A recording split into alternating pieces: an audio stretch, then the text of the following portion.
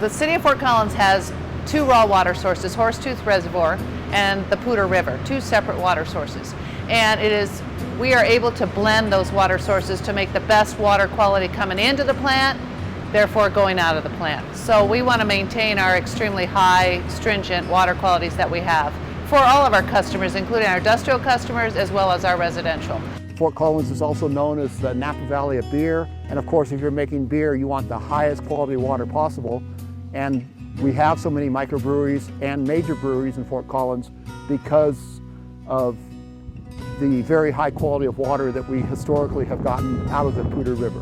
When we get a fire the size of the High Park fire, which was the second largest fire in Colorado history, the effects on the water quality for cities like Fort Collins and Greeley are tremendous. So from a water quality perspective, what we would anticipate and what we can learn from other fires that might be coming down are changes in the loading of dissolved solids. That comes from sediments that are just naturally present in the watershed, as well as the fire ash and sediment.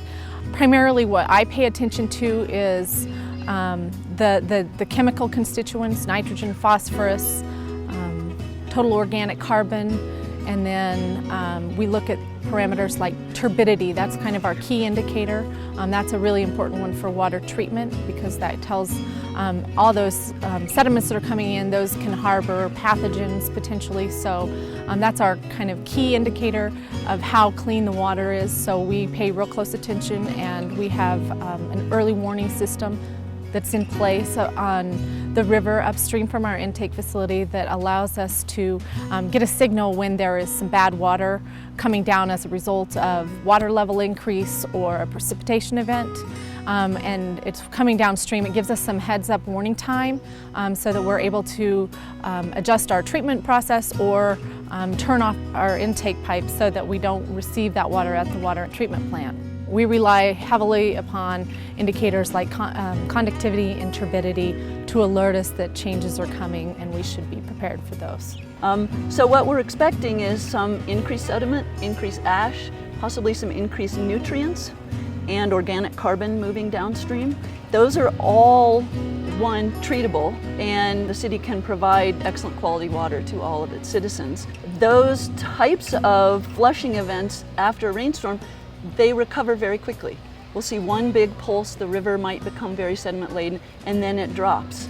So we have extra clear fresh water moving in above the burn area that clears out that one pulse of sediment that might come from a burn area. All that sediment is also a concern for the agricultural people because that sediment can clog up all the irrigation ditches.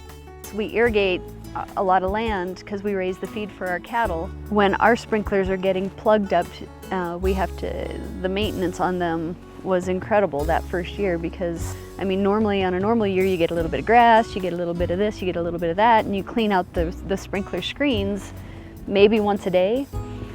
When the ditch is running high and it's kind of turbulent, maybe twice a day. When the soot and the filth was coming out of the mountains and going into the water supply, we were cleaning out those screens just as often as we could. We'd do a circuit of cleaning out the screens and we'd have to start over again. And they were plugged with just black, fine sand is what it looked like, just the silt and the ash. Getting rid of the ash is a major problem for the water treatment people. The turbidity, that is the very fine particles that are suspended in the water and cause that water to be brown or black. A lot of that can be eliminated by allowing time for settling. They can add certain chemicals that cause those particles to flocculate and settle out.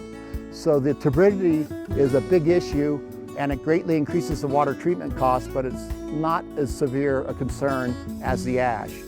The sediment, that is the coarser particles, are even easier to treat because they settle out very quickly.